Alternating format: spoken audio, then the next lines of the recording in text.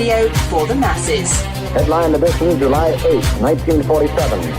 The Army Air Forces has announced that a flying disc has been found and is now in the possession of the Army. If the game is rigged, change the game.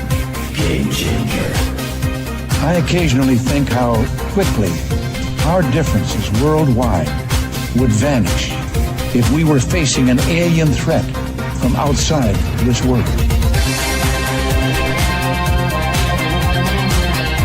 This is Fade to Black with your host, Jimmy Church, on the Game Changer Radio Network.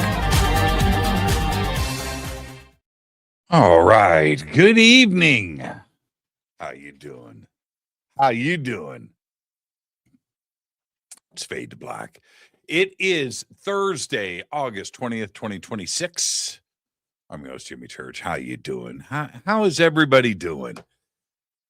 What a great week on Fade to Black. Monday night, we had Randall Carlson here, the great year. Tuesday night, Daniel Bronco was with us, the mystery of consciousness. Last night, Preston Dennett, another amazing conversation with Preston. So much fun. ET's Healing Powers. Tonight, it's our once a month AMAAJA, where you get to ask me anything. Yeah, it's very simple. All you have to do, post your questions in all caps over in the chat. Let me get that turned on. Okay, it is now in front of me. We've got a lot of stuff lined up here. Okay, put your questions in all caps. Go in any direction that you want to go in. That's fine. That's fine. Wow. Huh. Okay. A couple of things really quick, and I'm going to get to your questions right away. I was very excited all day about tonight's show. I can't explain why. I mean, I always enjoy being here and being with everybody, but I'm just excited, you know? Yeah. I was going to say a couple of personal things. Well, I always do. I was over, one of my bikes is in the shop. Nothing wrong with it. I'm having some stuff done. And on my little racing bike, and on the front of the bike, you have on all motorcycles, you have turn signals. And I wanted my turn signals removed. You can't do that. That's illegal. So what do? Well, I from the advice of my friend Matt over there, one of the managers, he's really good. Matt said, "Hey, I got the perfect idea for you." And so he showed me these little teeny, this big LED turn signals that mount on the handlebar, and you remove the big ones. These little teeny, you can't even see them. You can't. Boom, I'll take those. And then a couple of other little cosmetic things I'm having done. But the bike's been there for about a week. So I went by there today to go check on things. And the turn signals are on this other part. They're still waiting for it. So anyway, this is about tonight. So I'm standing there with Frankie, and he's talking, and he's asking me questions, standing next to me, and I'm literally thinking about tonight's show.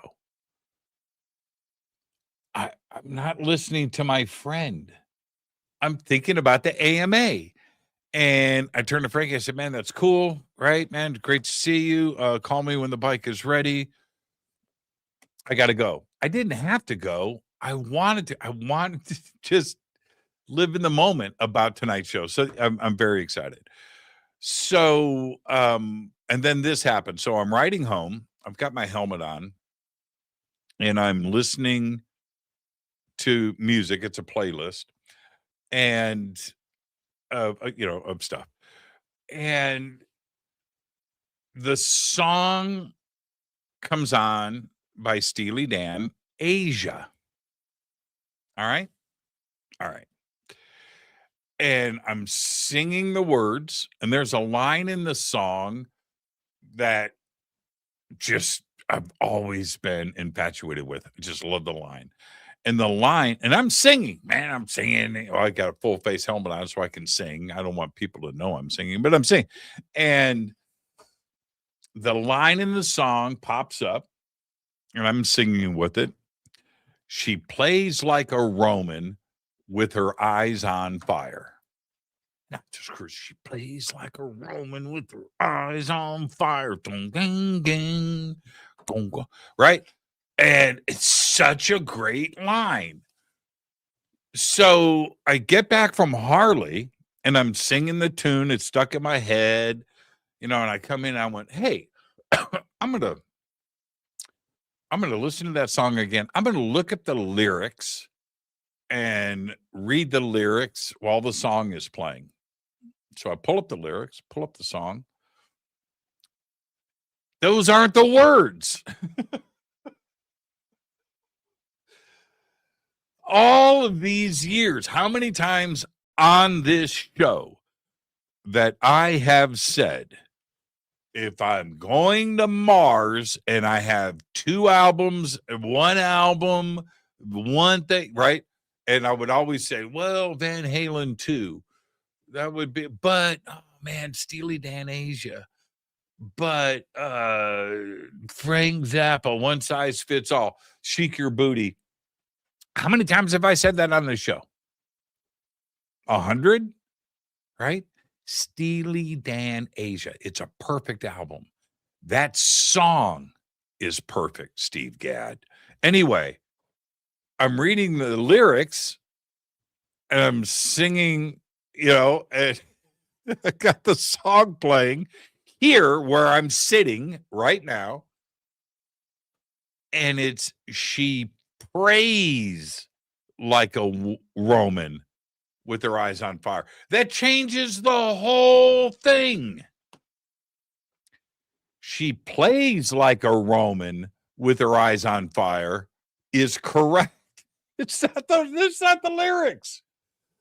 And so I'm reading and I'm singing and I go back and now I get to the next chorus and now I'm not singing, I'm listening. Sure enough, it's praise, not plays.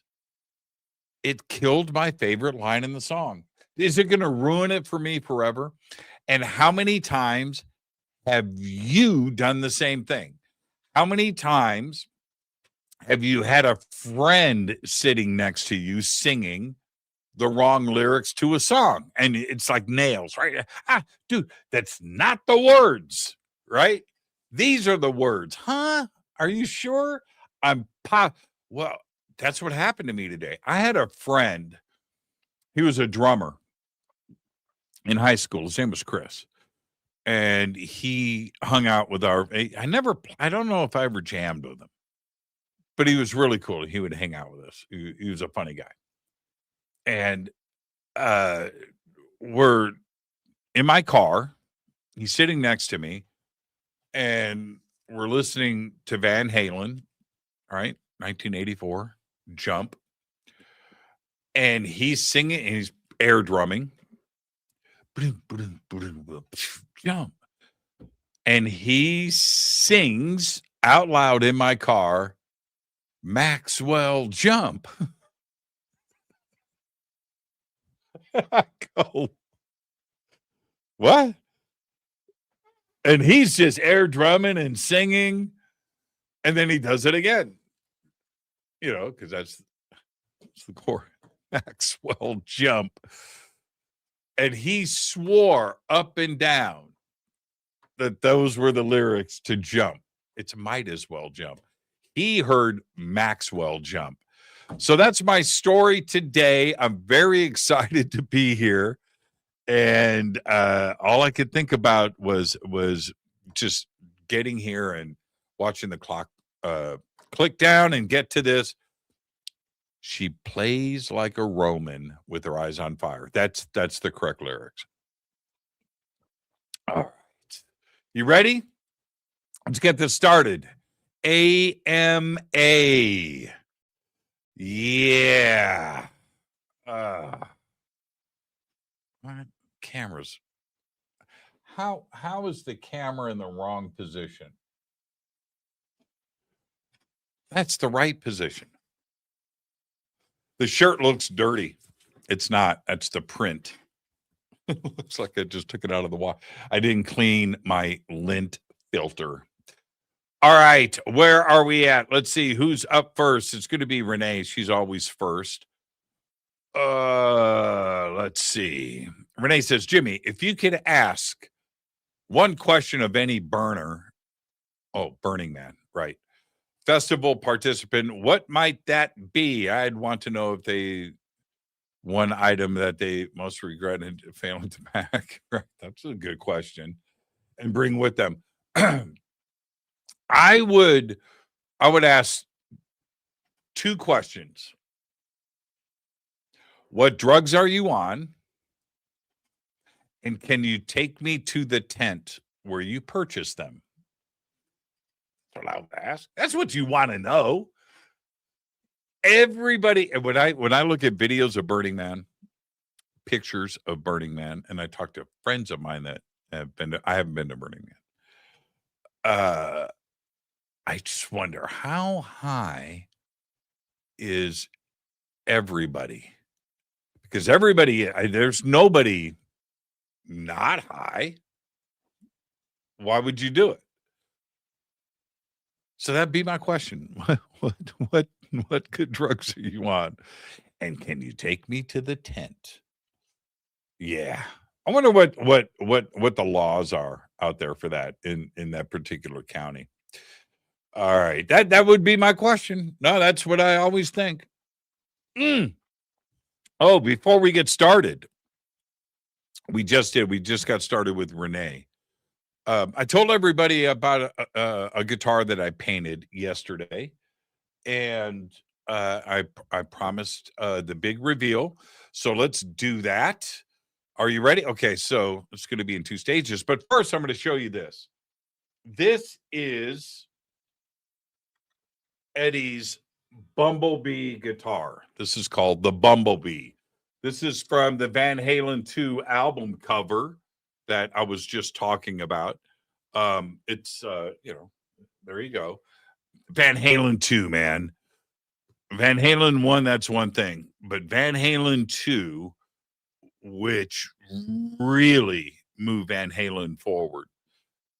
Eddie on the cover of Van Halen 2 is holding this guitar. Okay. All right. This guitar is in my head. So I was sitting and I have a Charvel in my family room, and I was looking at it, and the Charvel was next to this. Charvel sitting next to this, and I was looking at it, and I was like, I'm going to paint the Charvel. I'm going to Bumblebee the Charvel. Charvel's pink, shell pink, metallic. So I did. Are you ready? Here it is. Boom. Looky there. Pretty cool, huh?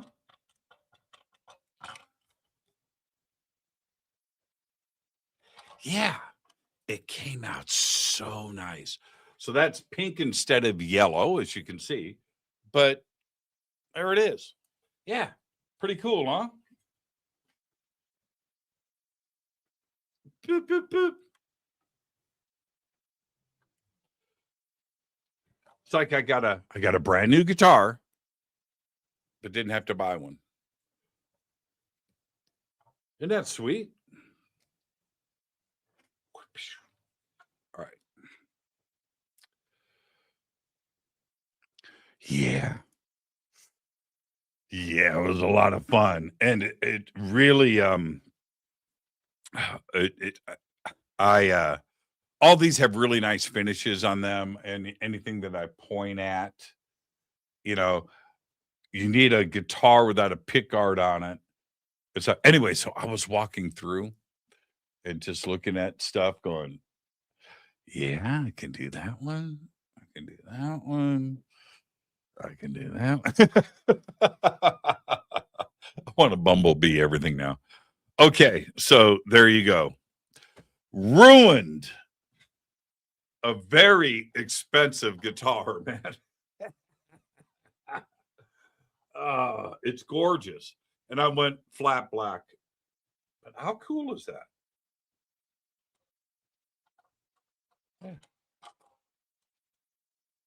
There's like 2 mistakes on it. 2 things that I didn't catch till after I painted it, and that was that. A couple little lines here and there that I spaced out on it. But anyway, pretty cool. All right. Let's see. Next up, Chris. Chris, how you doing? Thank you for everything, Chris. Chris, one of my producers here and one of the best. Chris says, "Hi, Jimmy.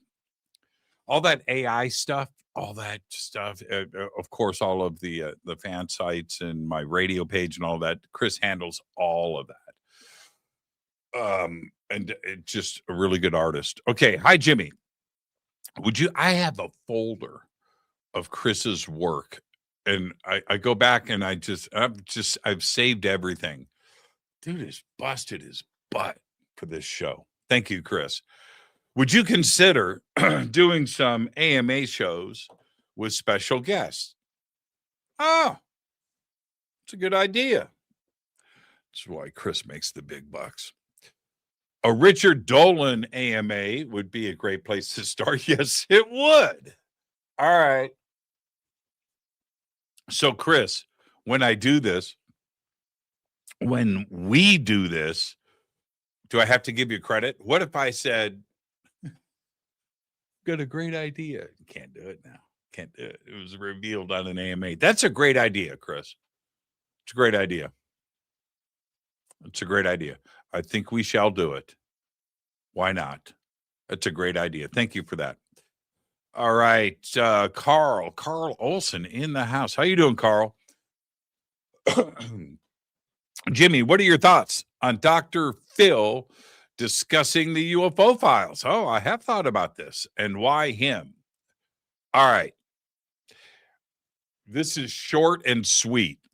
Why Dr. Phil? Money, ratings. Dr. Phil doesn't give a shit about UFOs or the UFO community or anything else that he discusses on his show. He does not care about his guest or you or anybody else. Nope. Him, his producers, and everything else are all about ratings and clicks. That's why him. That's the truth. I know for some people, for those Dr. Phil fans out there, or whatever, it's the truth. I will always defend this community. Always. I have close friends that have worked with Dr. Phil. Okay. Like close. And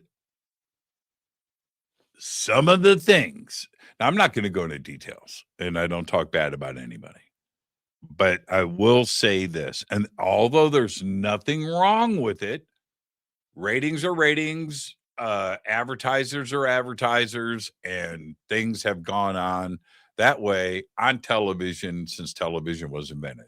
And before that, it was radio. All right. So it is what it is. This is America. This is the United States. We do have the National Enquirer. That's just what we do. Right? Geraldo. Right? What was the show where everybody got in a fight and the bald-headed security guy? I can't. It was with that guy out of Cincinnati. How quickly we forget. I can see his face. Anyway, that's ratings. Ratings. And that's what Dr. Phil is doing. He's part of that crowd. All right. Let's see.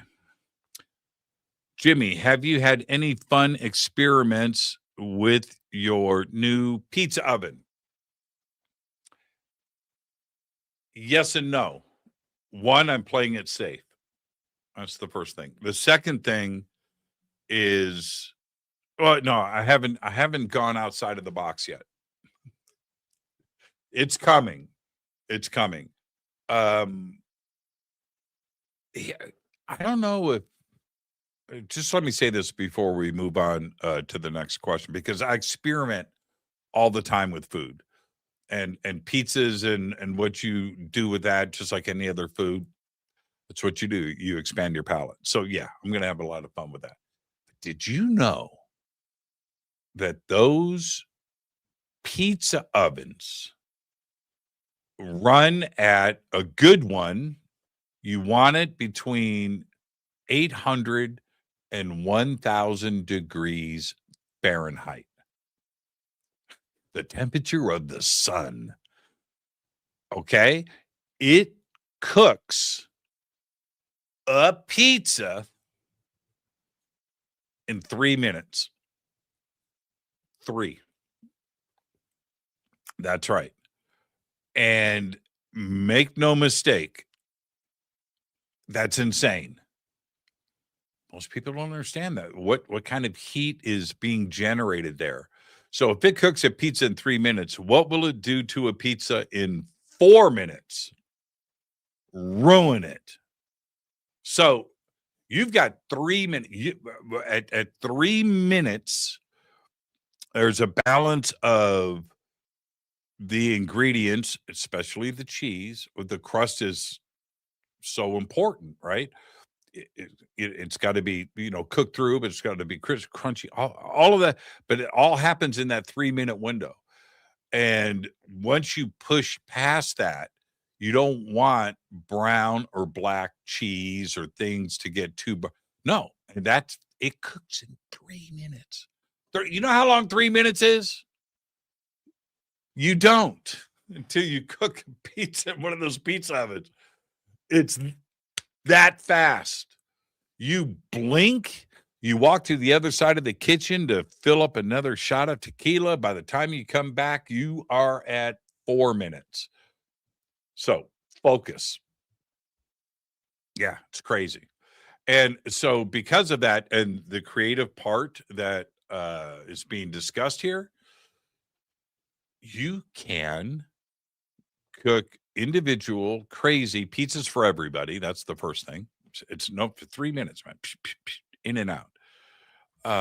The other part is you can screw up a pizza, throw it away, and cook another one. Right?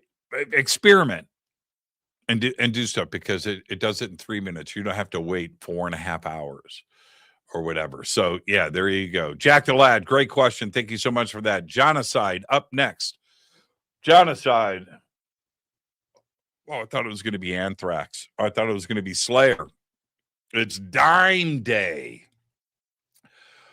Today is Dime Day. Dimebag Darrell's birthday. So, what is his sickest riff? Ooh, and his best solo? There are no wrong answers.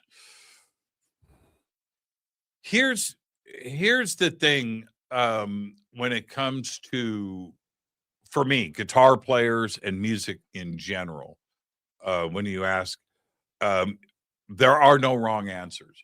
And my answers are long because I can't, there's just too many great things out there that I love. But when it comes to Pantera, I look at Dimebag in a couple of different ways, because if the first things that I heard from Pantera, right? Cowboys from Hell, Cemetery Gates, right? All right. Wow. Right? Craziest riffs ever. And then, but when you listen to Walk, that is actually quite simple. No, it's complicated, but the overall repetitive part of that, it's very simple. And sometimes that's the best. And so when I think of Dimebag, man, I think of those single note chords and how he's fitting that into stuff. Now solos with Dimebag, I love watching him play live. I never met him. But how somebody can solo like that and put on a show at the same time. Most guitar players, because you have to. You get to the solo, man, you can be jumping around, whatever. You get to the solo part, man, your feet get planted, you're concentrating, and that's it. Right? Look, don't look. That's not the point. The point is, you're not right. It's going, and he put on a show when he soloed. And I never had that ability. Very few guitar players do. You know, walking and chewing gum at the same time, and spinning plates and a yo-yo and everything all at the same time. That's what Dimebag did. It was a gift. It was a gift. So that's what I've always appreciated, his licks and his solo. Yeah. Okay. All right. His squeals, all that stuff. Is how he did that at the same time. There's a couple of, we're going to move on, but there's a couple of videos of him giving, older videos of him giving demos at music stores. Right. And, watching him speak and then play, and people asking him questions, how do you play this? How do you do this? And you watch him play, but then when he speaks, you just realize he's just a kid that can play his ass off. Just a down-to-earth guy. Down to earth. Never met him. Dimebag Day. I didn't even think about it. Where? Oh, right there. There's a Dimebag guitar right there. Beep. Beep. Okay, Bill's up next. Considering last night's high strangeness, code static clicking. Yeah, that was crazy. That was crazy. I got your email about that today, by the way, Bill, the follow-up. Have you ever thought of enclosing the studio in steel or copper? I have. Copper mesh screening as a Faraday cage. Here's the thing. That blocks everything. So I can't. If there was a reason, I mean, building a room like that, I've always wanted to do it. Not so much for the interference of things, but what if I had a room? What if you had a room that had nothing going through it? No Wi-Fi, no radio signals, no microwave signals, right? Phones, because here in this studio, even though most of my equipment is hardwired, okay, I still have Wi-Fi running in here. I have Wi-Fi running through my house. And everything that is involved with that. I've got, cell phones. I have 2 cell phones sitting here in front of me. So those are, all of this RF. I have stuff that absorbs it, allegedly. But I'm sitting in here and it's like everybody is. And I'm not so sure if I enclose this room, if the rest of my house or anything else would work. Yeah, it's a crazy thought. But what if we had a room where we could go into where there was nothing? There's a place, I think it's in Virginia. There's a city. There's a section of a county that has no radio signals, no cell phone towers. And they do it for the radio observatory and telescope that they have there. And Green Valley, but that's it, man. No cell phone, no nothing, no radio, no TV, nothing runs there. Yeah, and everybody's really healthy, and they live to really old ages. All right, Bill, great question. I've thought about it a lot. Yeah. Oh, his next question: cell phone won't work in there. If you do outside interference, won't get in. The only thing that will get out is what goes over the network. Exactly what I just said. You are correct. Okay, Charles is up next. Charles, hello, Jimmy Church. If you are visiting an alien planet, how many? I love these questions. Every AMA, we get one of these. I haven't even read the rest of it yet. Jimmy, you're visiting an alien planet. Will you stay for like 2 weeks to tour the planet thoroughly? Please share your thoughts. Well, first off, yes. The Project Serpo book. Not the ones by Len Caston, but there's another Serpo book that just has the pages from the website. That book is really good. I don't know if it's true or real. That's not the point. It's really good. And so they go, the Earthlings, our crew, they go out and they check out the planet all the time. They're meeting different cultures, just like here, right? We have different they have different cultures there. They have different environments, just like on Earth, right? We've got Alaska, we've got Hawaii, right? Yeah, like two different places. We have Antarctica and we have France, right? Okay, so, and I always found that to be the most compelling. And as I read through that material, I'm picturing what's going on. And that sounds really, so would I absolutely, if they would let me, if they're cool, if they're friendly, you know, if they're all of that, I would definitely, I do it here on Earth. Why wouldn't I do it on another planet? I think we all would, you know? Hey man, do you guys have a place like Las Vegas? Can you take me there? Do you guys have beaches? Do you have caves? Do you have this? Do you have ice? Do you have snow? You know, can we? I absolutely would want to see it all. You know, their ancient cultures. You know what? It's got to be very similar to here. 2 weeks. I'd take a month.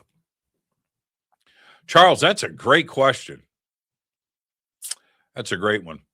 All right, let's see. Let's see. Jimmy, I would like to know about your art school experience. That's from Jennifer. Jennifer, did we go to school together or something? Art school. Are you in art school? I'll tell you something really, really funny. When I did it for a long time, school, over decades. It wasn't just, there was a few singular runs at it. But what I found it to be very cliquey. And I went to a few different schools. I didn't dig that. I was into my own thing, and what I enjoyed was very technical, precise drawing and painting. Loved MC Escher, right? Fine art and sculpture and that kind of stuff. First off, I wasn't good at it. Second, the creation of it in a modern sense didn't appeal to me. It just wasn't, and I didn't get along.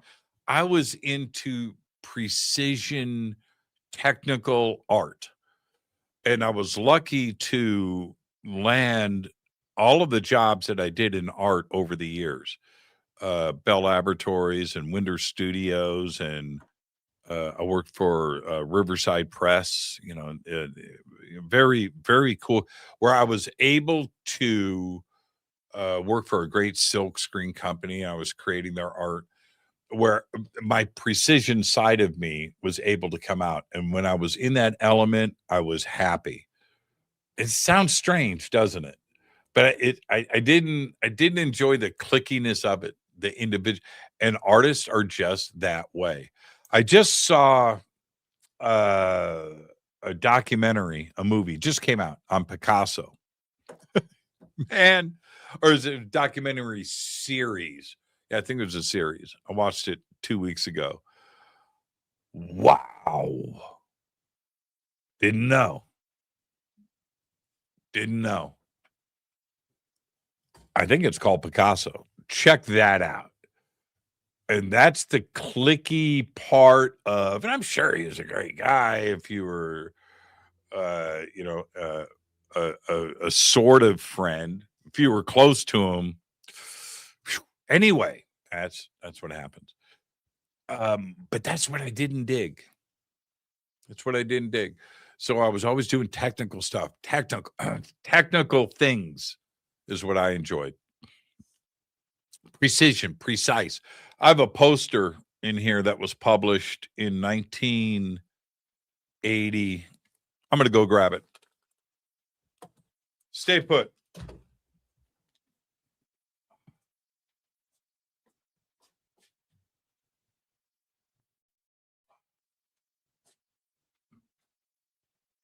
Oh.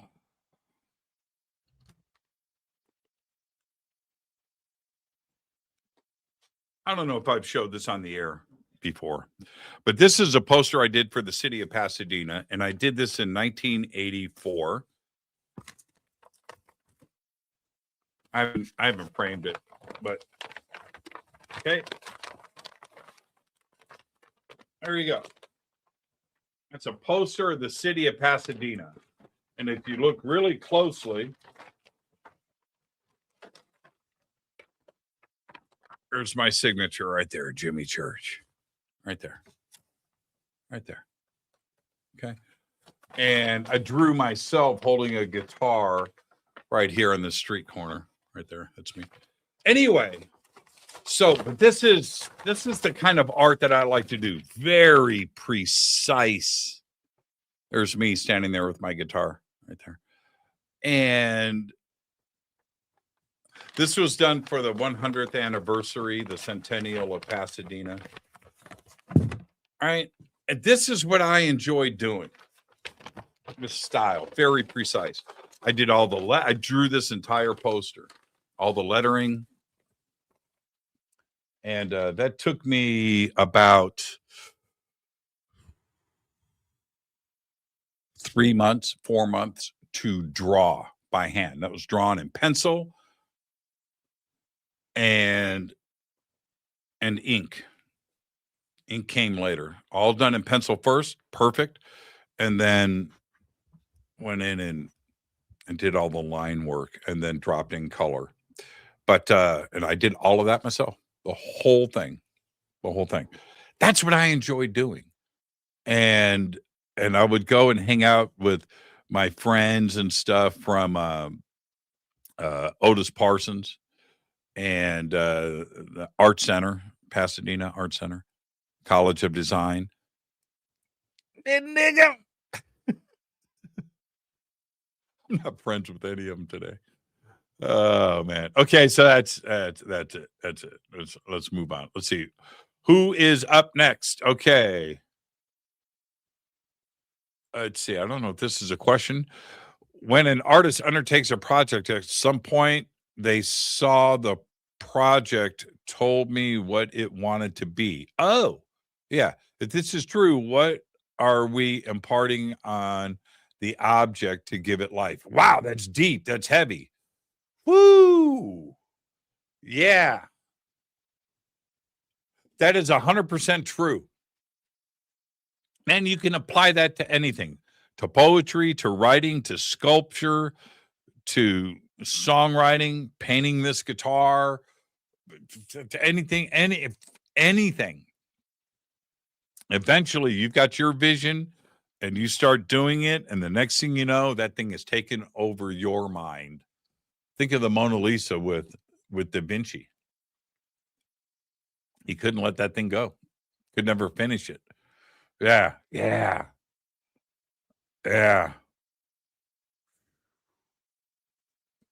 Wow. Nemo. Good stuff, man. Good stuff. Jimmy, did you run that code through Morse code program to see if there was a message? Bill ran it through Grok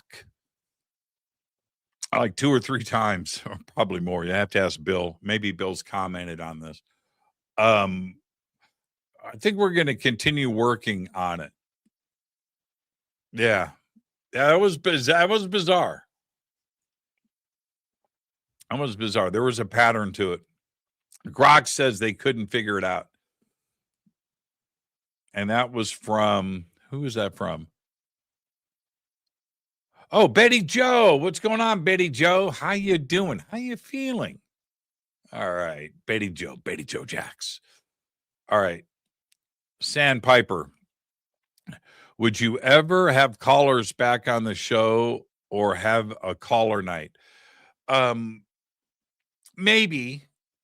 The hardware and the way that was done is not in the studio anymore.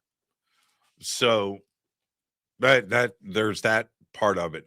It's not as simple, and I know you think that it is because it seems like it would be. It's not just as simple as you have to have a breakout box, horribly expensive, by the way. A breakout box, you have to have the hard lines coming in. Those go into the breakout box, and that computer system, which runs between $3,000 and $4,000, maybe $5,000 or more, depending on how big and how complex you want it.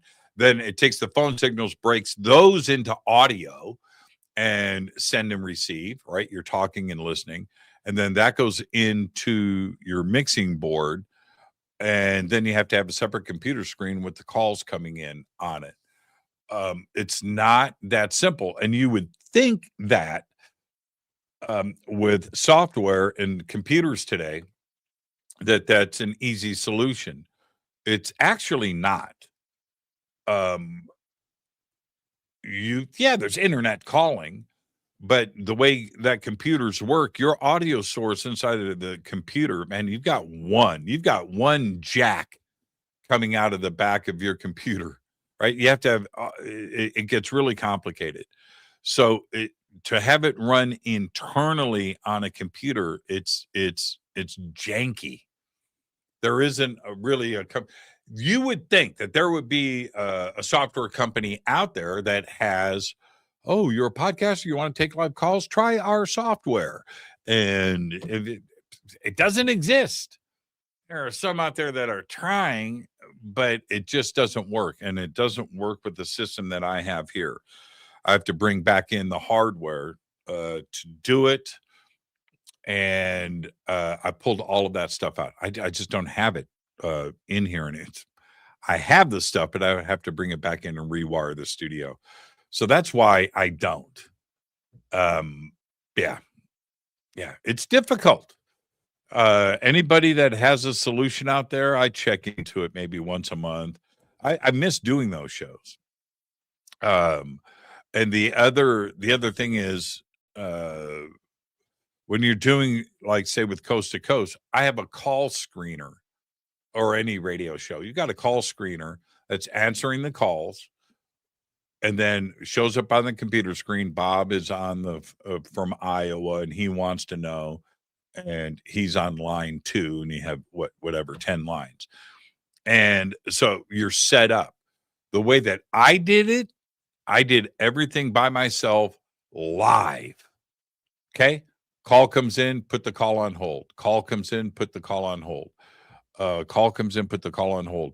And then I would just go in blind with everybody. It's an intense night, and it's a fun night, but it's too many. I wouldn't have purity of thought with all of that, because I am literally doing the Dimebag Darrell. Too many things, and it just got to be too cumbersome for me. So easier for me to do AMAs, and I could sit here with everybody and have purity of thought and not jumbling and everything else. But I would like to do it again. Never say never. Okay, this is Gen 5, not John 5. Is that JJ? I can't see it. Is it JJ Gen? JGen 5? Jimmy, out of out of the Department of War UAP documents, videos, images they have released so far, which one stands out to you as the most interesting? Yes, I've said this a lot, and I've looked at it all, checked it all out. The one, I think it was in release number 3 with the 2 jets, jumbo jets, commercial jets. I think they're like Boeing 737s or something. One filming the other jet. And you can tell they're flying next to each other. And then this orb just comes in between them and passes them. That's a good one. That's a solid video. Solid video. Yep. Some of them, they're okay. All right. It's also very repetitive. Looking at orbs coming in and out of clouds or flying over, it could be anything at that distance, but and the way that they're shot. All right.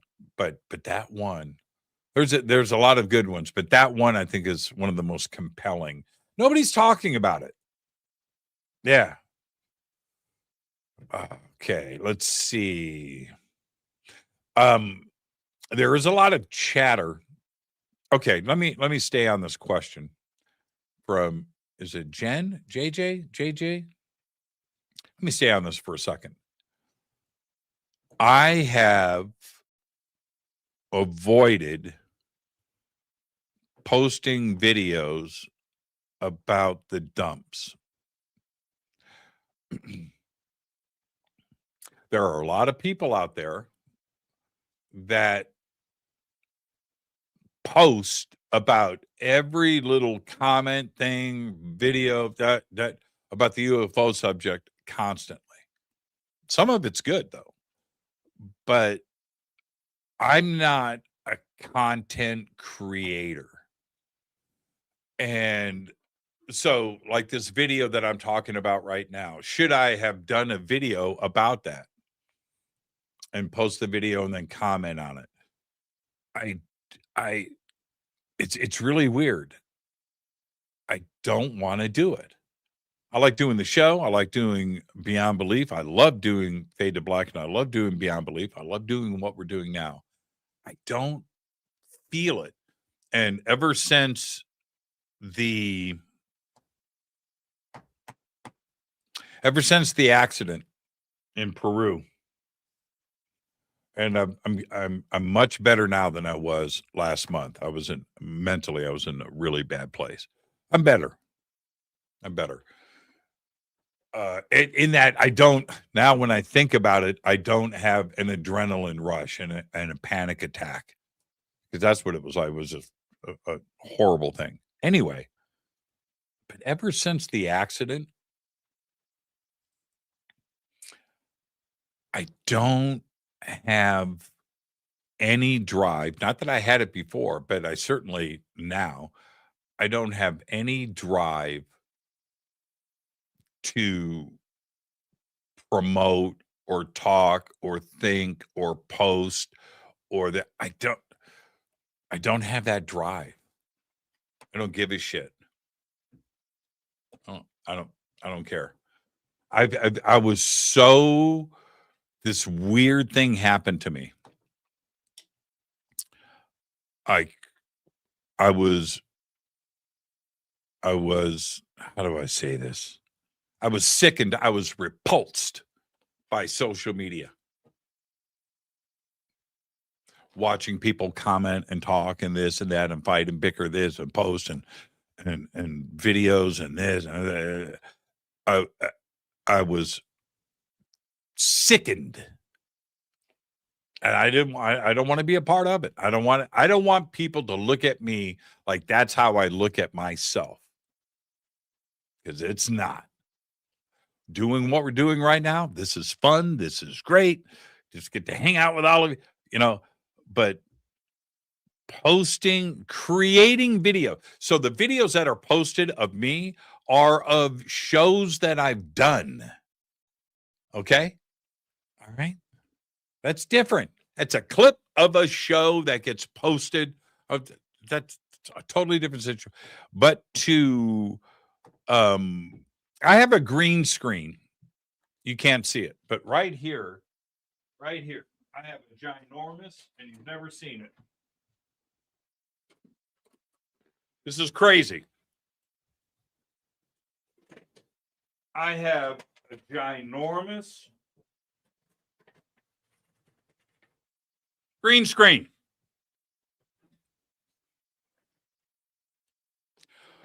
Pro. Douche, right? Okay, so I don't want to be that guy. So the Pentagon just really, and here, let's look at that. That is self-serving. It's pretty cool, isn't it? I've never used it. I've had it here. It's installed, right? Never used it. I'm repulsed by it. I do not want to be that person. So that's why I'm commenting about or answering your question about the video. Very compelling, a lot of fun, man. The government is doing UFO dumps. That's amazing. I don't want to be that person making videos about it for myself and for my ego. Nah, man, I don't give a shit. I don't give a fuck.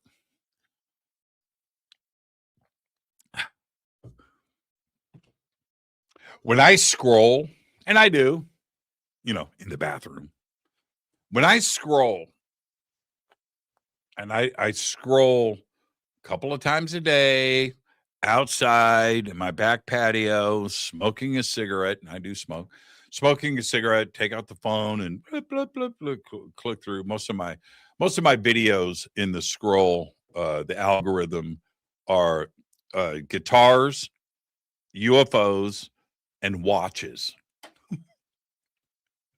You would think if you saw what was in my feed, you would think that the whole world is centered around Rolexes, Dimebag Darrell, Van Halen, and UFOs. That's all that's in there. So, but when it lands and I see somebody's face going, okay, so I was just informed. I just spoke to, and this about the UFO subject and the White House, and there is a recovered craft, and that video is not for you. It's not. It's not. It's not for you. It's for them and their ego. I said it. How to piss off everybody. I'll defend this community. I will always defend this community. Let's see. Looking ahead 3 years is MWL. Looking ahead 3 years. Do you expect real disclosure? I do. Or just more hints and speculations? Yeah, that part.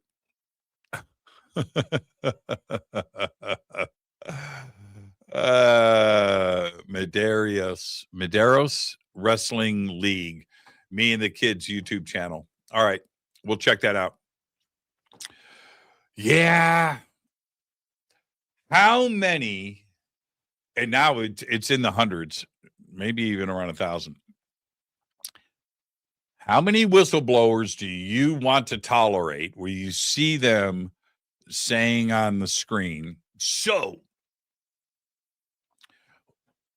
we went out and retrieved a craft and we brought it back and it got parked and they moved it into a warehouse and then I was told I could never speak about this again, but aliens are here and we're looking for pilots now to fly these craft.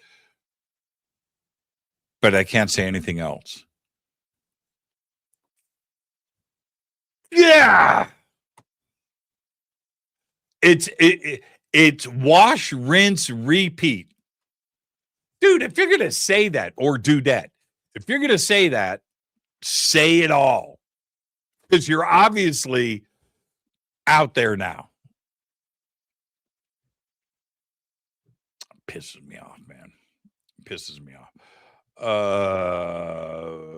Let's see here. So many questions. You've stated possibly visiting Skinwalker Ranch. I'm going to do it soon. Are you concerned of hitchhiker effects? We always should be concerned about that. How does one visit there and not bring home any guests?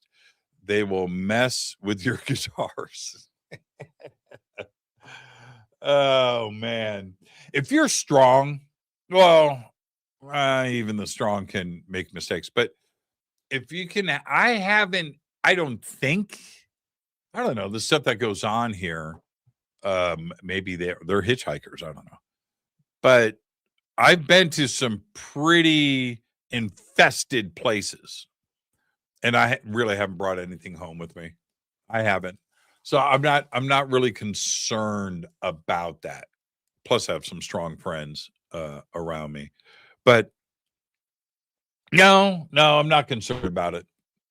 It's more about the experience and hopefully witnessing something and taking part in something. So yeah, I'm going to do it soon. There's Shelly. Shelly, what's up?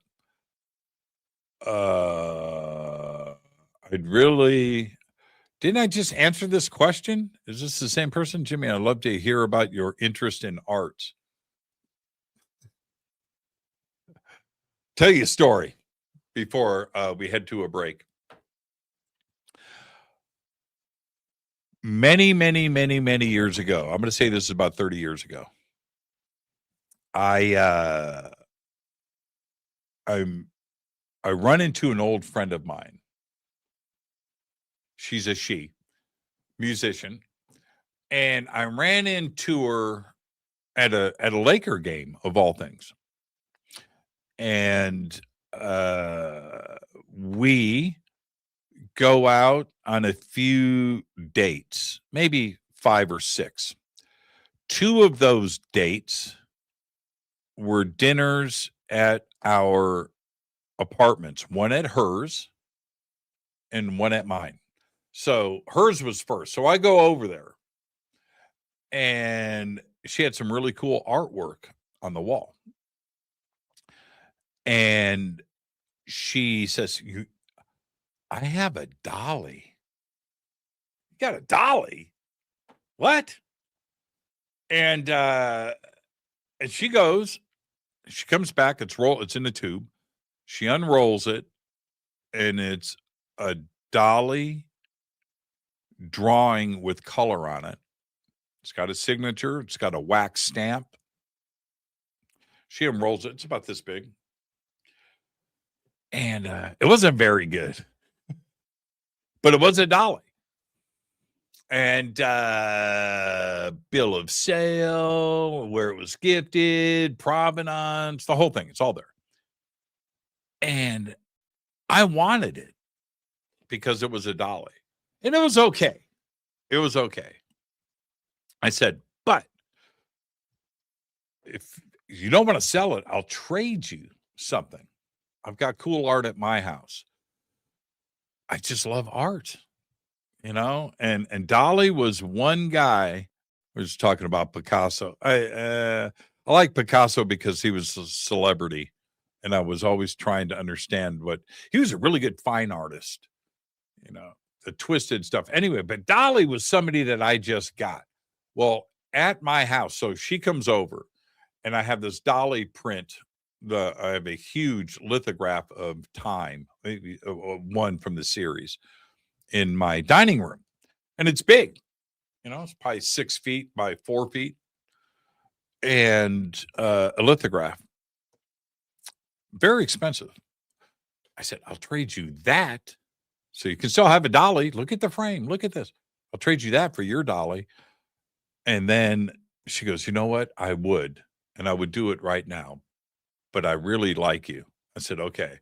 She goes, because my dolly is fake. I went, what? You showed me there was a wax stamp. There was it's fake. That's why I don't have it hanging on the wall. I'm embarrassed. I said, you told me you had $1. She goes, yeah, I lied. She came clean about it. There's a little interest in art story. I love art. I love art. All right.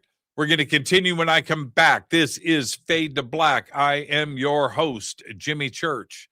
This is our once a month AMA AJA where you get to ask me anything. Post your questions in all caps in the chat. I'll be right back after this short break. Stay with us.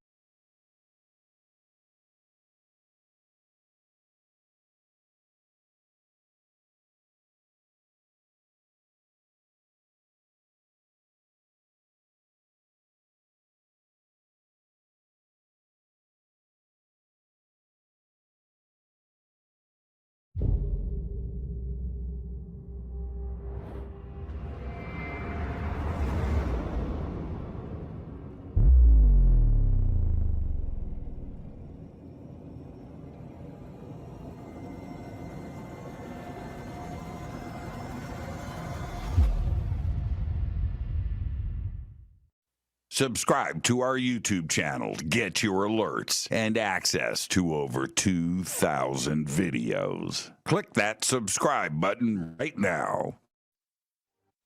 Watch Into the Vortex on Gaia TV. It's Fade to Black for the screen. Simple to do. Go to Gaia.com, search Jimmy Church, or click on the link below. Follow Fade to Black on Twitter at JChurchRadio. Get all of the show updates every single day. It's now called X, but who cares? Go to JimmyChurchRadio.com and become a Fadernaut. Get a membership. That's right. Everything is commercial free. You have access to downloads, and you get to call yourself a Fadernaut. River Moon Coffee, makers of the Fade to Black blend. Truly the best coffee on planet Earth. Just visit rivermoonwellness.com or their Amazon store. It's all simple to do. You can check out the Fade to Black blend, the Game Changer blend, or any of their Black Moon Wellness products. It's the only coffee I drink. It is the best, and it's Doc. Again, rivermoonwellness.com.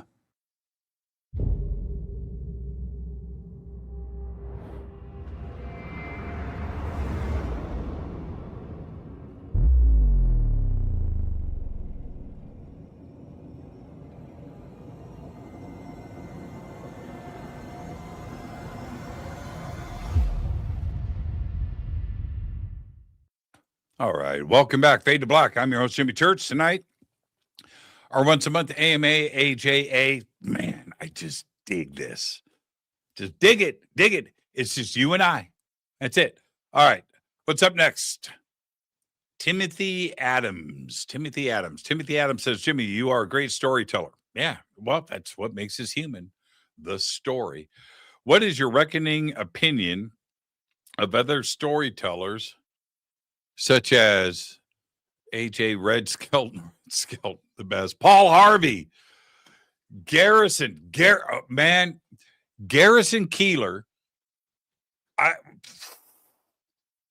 may be the best. They're really good. And the cooking guys and Justin Wilson, Graham Kerr. Yes. Garrison, man. If you go, what was the name of that movie about them? Anyway, I got so wrapped up in Paul Harvey was so these are all of my heroes right here. And when I was a little kid, I'm talking 5, 6, 7, 8, 9, 10, 11, 12, 13 years old. I listened to those storytellers. How to paint a picture with that. I'm not anywhere near any of them, but and Garrison's so good, and he had the voice too as well.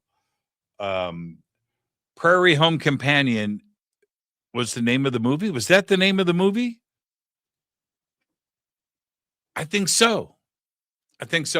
Go. And the music in that is really good too as well. Good murder mystery, comedy show about them. But yeah, Garrison. Yeah, I'm totally with you on that, Timothy. If that's your list, and I like how you put everything together there, you're on the right track. You're on the right track. There are a few. There are a few comedians today that tell a good story too as well, and that I like a lot. Bill Burr's a really good storyteller. He's he's, he's really good. There are good comedian storytellers out there today, but yeah, I'm so with you on that. I talk about this a lot. I want to move on to some more questions, but storytelling, when somebody hears that and they hear, oh, storytelling, it sounds like we're talking about somebody that's making stuff up. He's a storyteller, right? He's a fantasist. He fantasizes. He lies. She lies. They're not true. That's no. When I say story, it's talking, being able to convey a thought from an experience that creates a thought, and then you speak it to somebody else. That's telling a story. It's just overarching. That's what makes us human. Animals, do they communicate? Of course they do. With their own species. Do dolphins tell stories like, hey man, I just went to this cove on this other island over there. Amazing, right? You got to go check it out. Well, that's telling a story. Do dolphins do that? I don't know. Do monkeys do that? Do gorillas? Do whales? I don't know. But we do. And that's what makes us human. That was the big jump in everything. So when you go back 100,000 years, 100,000 years ago with humans, Cro-Magnon, Neanderthal, they could speak. So yes, there are languages out there that are forever gone and forgotten, but I can assure you that ancient man, all the versions of it, told stories. Came from the other side of the hill, came back to the village. They went on an adventure for 5 miles, 10 miles. They left and they came back and they told stories about what they saw. And that's what makes us human. So the good storyteller, man, sitting around the campfire, man, coming back from that adventure and sitting there with everybody, and you're just riveted. That's Garrison Keillor, where you just want to listen and let the theatrics play out in your head. That's why radio was so effective back in the day. TV came along and did its thing, but radio, that's why I love radio so much. What we're doing here with video, it's not the same for me. On Coast to Coast, there's no video. So I'm not distracted with any of that, and neither are you. It's just the theatrics of the mind and storytelling. It's so much fun. And that's what drove me as a kid. Man, I was lucky. I always had a radio by my bed. Somehow. little AM radio, a clock radio, and that's what I would do. And I still do it to this day.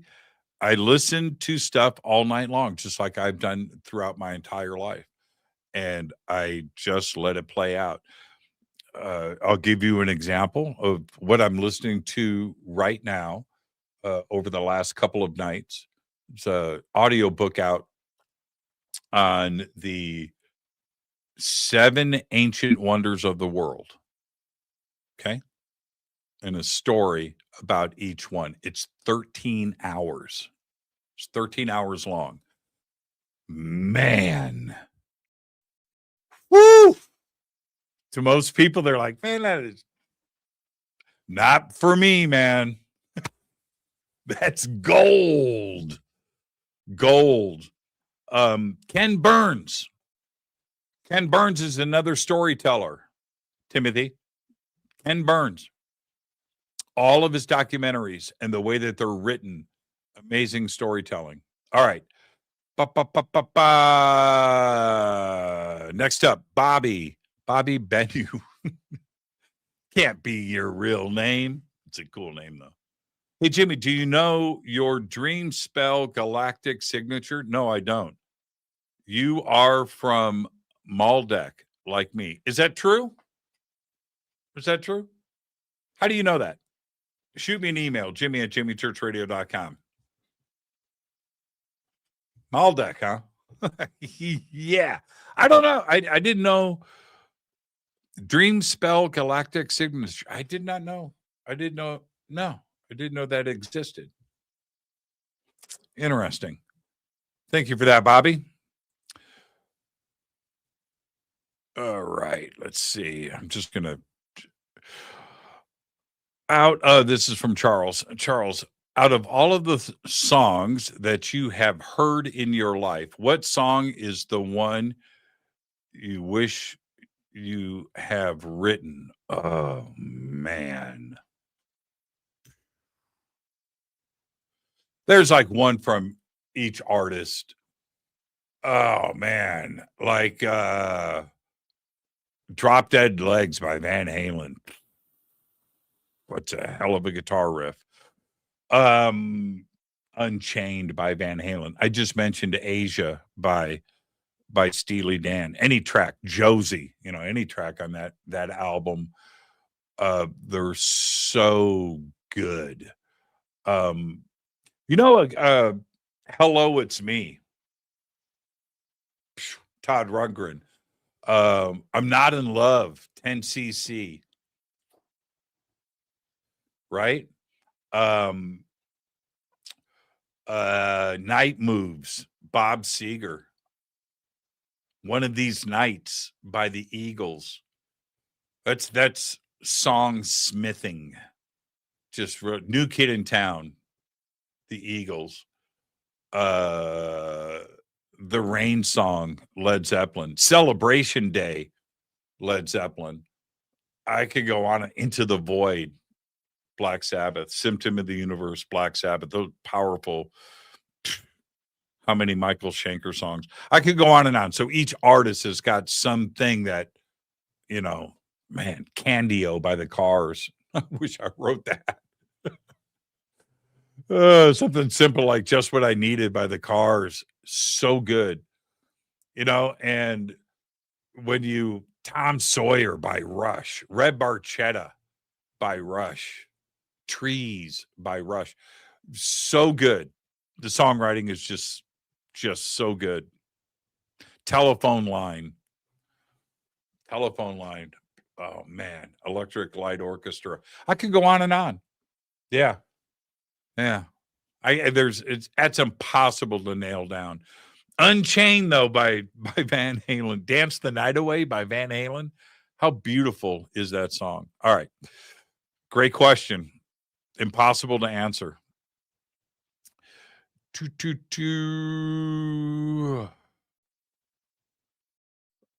Lots of music stuff tonight, huh? Jimmy, this is from Philip. Jimmy, if you could attend any festival or music gathering across all time periods, what would you love to see? Man, California Jam that was I missed the S Festival by a couple of months. I still can't believe I missed that. But California Jam, Black Sabbath, Deep Purple. Oh man. Oh. I watch those clips all the time. I will literally pull those up. I would say I'm going to go with California Jam. I'm going to go with California Jam. Not Woodstock. That was miserable. Woodstock Part 2. That was even more miserable. I'm sure it had its moments. The US Festival was probably pretty good. Wacken. Yeah. There's a lot of heavy metal festivals that go down in Europe all year long, which would be a lot of fun. And they still continue to this day. We don't have festivals out here. I don't know if I could do, what's that one that we do out here in the desert? Coachella. It's right down the street. Right down the street. Never been. Never had my interest. Beastie Boys. I wish I wrote anything off of Paul's Boutique, but then again, they didn't write any of it either.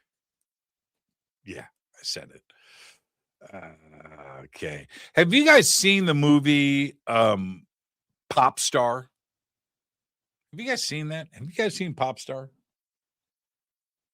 Andy Samberg? Have you seen Pop Star? If you haven't, watch it. Watch it tonight. Man, that's a funny movie. All right. Jimmy, how do you like your steak? Rare, medium, or well done? Well, not well done, not medium. I'm rare or medium rare. Man, I like steak tartare. I like rare or medium rare. Rare, it's weird. I don't. It depends. It totally depends. But rare or medium rare? I guess it doesn't depend.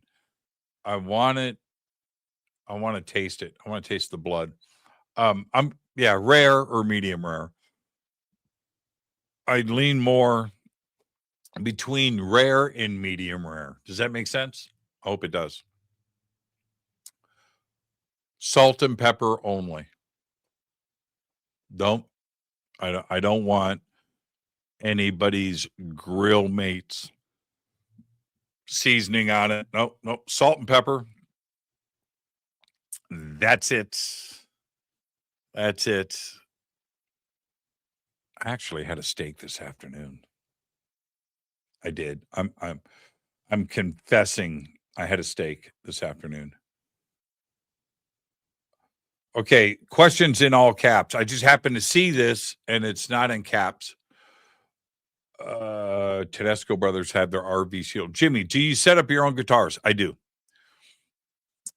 Yeah, all of it. I build guitars. I build them.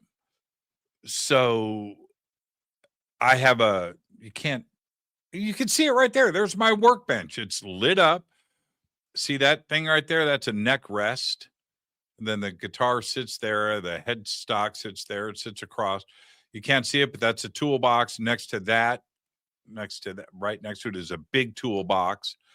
And everything there, all the way down, it's soldering tools, power tools, small screw. There's a tray that I have every screw on any guitar. I have all of them in pouches. I've got black, I've got chrome, any era, any guitar, any model, I have screws for it. So yeah, intonation. You can't see it from here, but there's a guitar tuner. I can see it from here. There's a guitar tuner right there. It's a Boss 110, by the way. So yeah, all of that. You can't see it. I can't move the camera, but can I move it? See, that's all. Oh, okay. So look. Okay, that's a giant toolbox right there. See that row of stuff right in front of it? Those are all Fender guitar straps. So this is my guitar corner. There's a Marshall down there. There's a microphone, SM57 on the cabinet. So, yeah, that's a DSL 20, a tube head. Love it. But that's all guitar parts, that whole corner, all of it. Okay. All right. Let's see. Move this back. Close enough. Yeah. So that's my guitar shop. Yep. So all of the, like every guitar, pretty much, some are stock, but like that row of guitars that you see right here, like as a sample, every one of those has got new pickups in it, new pots. I have fret polishing wheels and automation for that. All fret polishing, intonation's easy. But fret polishing, fret ends, fret dressing. Yeah, absolutely. I have a guitar up here that I put the frets in. You can't see it. Oh, look at my Fender tattoo. Right there. I put the bridge on that. I put the frets in, cut the nut right there. And that's an ESP. Yeah. All right. But yeah, put that. I would have missed that. I just happened to stop on that. This is from Peter. Will Jesse Ventura ever be a guest on the show? Not now. Jesse would love to come on the, he's just not doing stuff anymore. Okay. What happened with him coming on and then it didn't work out? Yeah. It's just one of those things. It's where he's at in his life. There's health issues, timing, when he goes to bed, when I'm doing this show. He lives in Minnesota. We had him in our movie, The Observers, and we flew him out for that here. That was shot in Palmdale, and his part in the film. And I was very excited about having him on the show. And I got to tell you, I think that was like his last thing. I think he's done. Great guy, man. Great guy. Like him a lot. All right. Let's see. See, I'm looking for all caps, everybody, and I'm scrolling through and I'm passing questions that are in lowercase. Don't do that. And I'm not going to stop. Let's see. Why don't you just put it on speakerphone? Yeah, that's let's see here. Oh, Skyhawk. No way. I have a lot of experiences in my 68 years. You're 68? I didn't know you were that old. But I will always remember the Sky Watch with you, Chris Bledsoe and family, and Delavan. You made it special. Do you remember that night when we were, I think this was the first year there, and I'm trying to think what was going on. We were having a birthday party in the in the restaurant that I was hosting, and that was a lot of fun. But you and I got to stand out on the patio over the lake, and we just sat and talked for about a half an hour. That was really cool. It was you and I and Heather from Mansfield. Yeah, man. I'll see you soon. I'll be out there soon. Let's see. I just said Heather. Is this Heather? We talked about discernment at least 16 years ago. I'm curious what would Dave today think about it? Oh, that's Heather from Mansfield.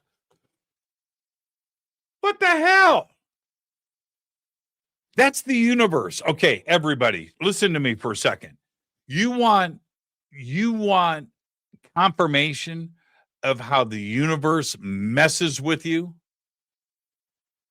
What did I just do? I'm scrolling through Skyhawk. I talk about us standing in how special that was. and that Heather from Mansfield was with us, and we were standing over the lake and on the patio, on the railing, on the second floor, third floor, over, and Heather, and it was just magical. And then I scroll down, and there's Heather from Mansfield right there. What are the odds of that? Heather is special. Heather is special to me. And I've known her for a long time. I met her for the first time in person with Skyhawk at Contact Modalities. And hanging out with Heather that weekend was such a cool thing for me personally, to have life complete itself like that. It was just unbelievable. All right, so I tell that. It was great. Skyhawk, you and I, and Heather from Mansfield. And then I scroll 2 messages down. There's Heather, and I made the joke. Oh, there's Heather. I wonder if that's Heather from Mansfield. And then she signs it, HFM. That's the universe. Don't ignore this shit. I talk about the magic in my life. You have magic in your life. Open your eyes. Am I freaking out right now? Look at this. What are the odds of that? It's not a coincidence. It's not. All right. Now, what did Heather have to say? Oh, man. We talked about discernment at least 16 years ago. Yes, we did. I'm curious. What do you think about it today? What would day today? What you would day today think about?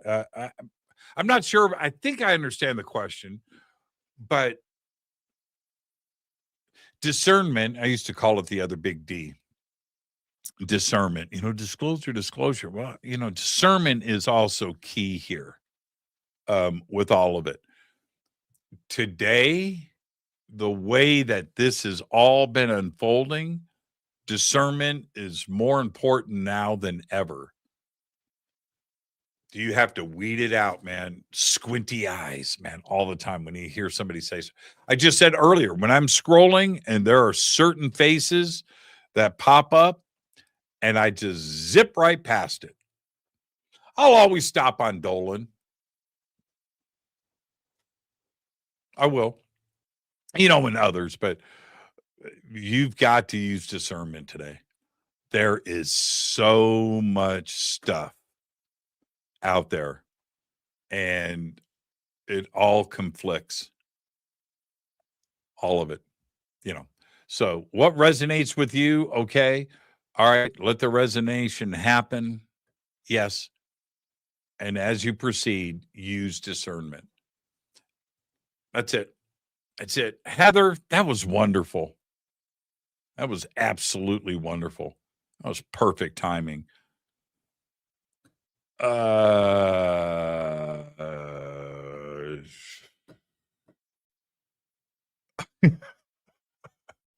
Reading another message from Heather. Yeah. Man, Heather's so cool. All right. Let's see here. Okay. It's from Lynn. Jimmy, being that the consciousness field is omnipresent and of all things are conscious at some level, are there really artificial are the AI really artificial? If consciousness is alive, does the physical form matter? Wow. That's heavy and true at the same time. It makes you wonder, doesn't it? I talk about this all the time, right? When, there's a little piece of consciousness in every particle, quoting Brian Greene, so is this crystal conscious? There's a lot of people that would say yes. All right. Here's my example of that. Go outside, kick your car hard, put a dent in it, and call it a name, call it a piece of shit. And then tomorrow morning, when you get up to go to work or go to the grocery store and the car doesn't start because it's pissed off at you, right? I do it all the time. I talk to my guitars, I talk to my cars, I talk to my motorcycles like they are conscious beings because I feel like they are. I can't go up to a guitar, right, and say, "Man, I love you. You're my favorite." There's a guitar sitting right next to it. Is that guitar going to be nice to me the next time I want to play it? No, man. You touch them both. You speak to all of them. Yeah. I know it's weird, isn't it? It's not so weird to you guys, but that's, yeah. I mean, does this guitar pick have consciousness? Well, physicists say yes. So if that's the case, then building the internet that is interconnected, server farms, data centers, it's a lot of particles, man. It's a lot of particles. And is there going to be a tipping point where suddenly Earth and the internet, not AI, what if all of that tied together stuff just comes alive? And, it's like whack-a-mole. Burning down this data center is not going to fix it because it just rolls over to the next one. The consciousness just wow. Think about it. And we talk about all of these, possibilities and consciousness and AI becoming conscious. If that really, really, really happens, do you want to piss off AI? Do you want to piss off the computer network that is tied together around the world? Get it angry? With anything, there's a zone you don't go into. We know what that zone is. You're at a bar, talking as a guy. You're at a bar and there's a dude bigger than you over there. You don't talk shit to that guy. That's it. There's a zone. There's a line. You don't do it. It's going to be the same thing with AI. We're going to be tiptoeing at one point. Tiptoeing. Don't want to piss off the computer, man. You don't want to piss off mother. You just got to be. There's have you guys watched what's it called? Stewart Doesn't Save the Universe. It's on HBO. It's a spinoff of the Big Bang Theory. There's an episode. It's really good, actually. It's forced me to watch the Big Bang Theory. I'm going back and watching the old episodes now. Really dig it. I missed out on Big Bang Theory the first run through.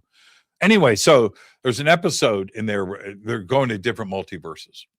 And this one multiverse is controlled by AI. And everybody, the citizens, all have an implant on the back of their neck. And if you are negative, say something negative, act negative, you get like a dog collar, an electric dog collar. You get zapped. So everybody's just nice. You don't want to piss off AI. Everybody's nice. Everybody enjoys all the food. Everybody loves their jobs. Everybody loves what you're wearing. It's funny. You don't want to piss off AI. All right. Let's see. Heather just said, I don't know how this chat works. Heather, learn. I want to keep bothering. My question disappears. Okay, I don't understand, Heather, but you'll get it figured out. Okay, next up, Todd. Todd says, Jimmy, would you ever consider taking over Coast to Coast? It has gone downhill. That is where I first introduced to you, was that show as a guest host. I haven't listened to Coast since I haven't listened to Coast to Coast since I left. And that was in 2020. So 6 years. I hear the same concerns, but I think it's always been that way with any show. It doesn't matter if it's sports or coast to coast or whatever. Um, right, right. Okay, so there is that. But I have heard these comments a lot. And now to answer your question directly. So I don't have any comments. I haven't listened to Coast to Coast. I don't know who's hosting it now. I know George is still there, but I haven't listened to it. I have no idea. I don't know if it's changed or if it's stay the same format. I don't know any of that. So I can't comment. But I'll say this. Would I ever consider taking over Coast to Coast? I would consider it. Would I do it? Probably not. You can never say never. In that, first off, I'm 62 years old. Second, I like my lifestyle the way it is. I like getting up at 7 a.m. I like working all day. I like hanging out with my friends and my family and researching and doing everything and then doing this show at night. And then, of course, flying to Boulder once a month and doing Beyond Belief. It's a routine. It's a schedule that if I took over Coast, aside from Beyond Belief, but all the rest of it goes away. I'm now sleeping all day. Yeah, because I have to work from 10 to 2. I have to get at the studio at 8. I leave at 3 o'clock in the morning, get home at 4 in the morning, eat, wind down, go to bed, and then sleep all day, and then turn around and do the same thing, and then show up. So you miss the daylight. You turn into nocturnal, and I give up a lot of freedoms because now I'm bound by FCC government regulations and law. So all of those things are why I would say probably not too many changes that I would have to give up a lot of things. So there you go. But you never say never. Never say don't do it. But that's where I'm at. Probably not. Money's not a consideration for me. It's not. I don't need money. I'm fine. So waving money in front of me to change my mind is not a motivational factor. So, if they offered it, I would say, okay, these are what I would like. I would like to change the hours. I would like to shorten up the show. I would like less commercials. So let's do a 2-hour show. Let's do a 3-hour show, less commercials, and let's do it from 6 to 9 p.m. Pacific time. Remember, all the guests from around the world, if I'm doing Coast to Coast at 10 p.m., my guest from the East Coast, it's now 1 a.m. for them. And they don't get on the show until 2 a.m., 2:30 in the morning. That's brutal. Brutal. Brutal. A lot of guests on the East Coast are like, nah, man, pass. I don't care how big the show is. And that was always, and I'm with them. It's putting a lot on some of the guests with the timing of it. So that's it. That's it. Spent way too much time on that, but it's a question that I get asked probably at least once a day. Like every day I get that question. Doesn't matter who I'm talking to.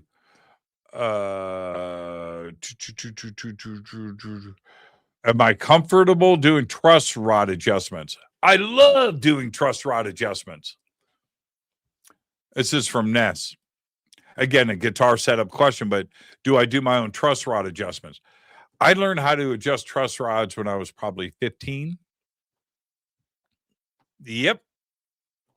I'm really good at it. Really good. Every guitar gets a truss rod tweak.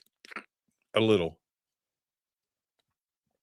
When you get it right, you know, I have all of my guitars are set up to slam. They all play well. Frets are done, intonation, truss rod.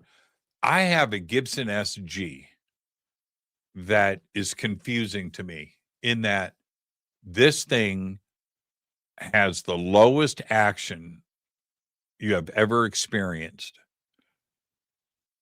0 fret buzz, perfect intonation, and it's a ripping fast guitar. And I have measured it. I've tried. I can't repeat it. I have Les Pauls that don't have action like that. That Dimebag right there, the Dimebag guitar, that thing's got incredible action. I can't explain it. It's like really weird, really fast playing guitar. Every note rings out, and it's a loud guitar when it's not plugged in.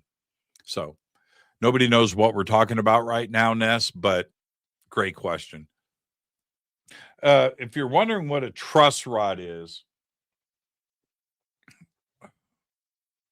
down here, see that little notch? Okay, there's a little wheel in there that you can spin. Through the neck is a metal rod. And that metal rod tightens or loosens, and it bends the neck. It bends the neck. It puts a bow in it, goes concave. So that's what a truss rod is. You'll see truss rod covers on the top on Gibson style guitars, on some Fenders, but that's a truss rod, everybody. It's a metal rod that goes through the neck that you tighten or loosen, and it changes the flex on the neck. Most people are scared of them because they messed with the truss rod and ruined the guitar, and they never got it back right. You just got to know what you're doing. And you got to mess something up at least once.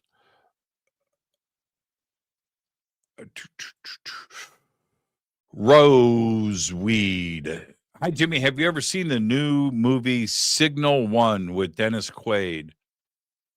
And what am I going to be for Halloween? Halloween, same thing every year. I'm going to be Elvis. I'm going to be Elvis like I am every year. What's it called? Signal 1 with Dennis Quaid. I have seen it. I don't remember it. I have seen it though. Signal 1. Maybe I'll watch it again tonight. Was it good? I've seen it. I watch every. You know what I haven't seen? Been holding out. I haven't seen the new Mandalorian. I haven't seen it because I don't want to pay that much money for it. I'm waiting for it to come out on Disney. But all the new science fiction, I'll watch it as soon as it comes out. Have I seen the series Silo? I love this series Silo. Yep. I'm watching it right now. What are we at? Episode 7, episode 6, episode 7. It's getting good. Every season has been amazing. It's a really good series. If you haven't seen Silo, go and check it out. You know what else? Okay. So Apple TV right now, that new series Lucky, I'm really enjoying that. Ted Lasso just came out with season 4, season 3. Ted Lasso's out. Ted Lasso is so good. Lioness, I'm watching that. Shards is really good. That's on Hulu. Shards is done by Ryan Murphy. And I talk about Ryan a lot on the show because we grew up together in the same block, same neighborhood, same high school, and same bus. Rode the same bus to school. Ryan Murphy, he's probably the most powerful man in Hollywood right now. And literally 20 houses, 10 houses down to the end of the block, and then his street, and then he was right there. So probably 20 houses away. And Yeah, man. Shards. Really good. And it's trippy to me. So trippy that the two of us leave that block, graduate high school from Warren Central, and then come to Hollywood. We both did. And where does this stuff come from? Have you seen Nurse Ratched? American Horror Story? Have you watched any of that? That's all Ryan Murphy. And what dude? I don't know what went on in his house. I was with my friend Kurt and his wife Michelle last year, and we went to our old neighborhood. Yeah, man, you were there. Smiley was there. The Pratts were there, and Penny Baker lived there, and yeah, there's Ryan Murphy's house. And I just stopped and went, what crazy ass shit went down in that house? Because right up the street from Ryan Murphy, a friend of mine, Lori, Nate Grady, lived across the street. Right next door to Ryan Murphy was this kid, Scott Parker, who played drums next door to Ryan Murphy. And I used to go over there all the time. And I knew every, these were my friends. And we all were, and Ryan Murphy, man, just his head. I don't know, man. We ate the same food in the cafeteria. We had the same teachers, the same friends. And he just went in the other direction. Anyway, Silo's really good. Shards I'm watching right now. Okay. Ken Priest in the house. Ken, what's up, my brother? What's been taking up most of your headspace lately? Thinking of you, Ken, is what takes up my headspace lately. What when it comes to UFOs in our community, Ken, lately is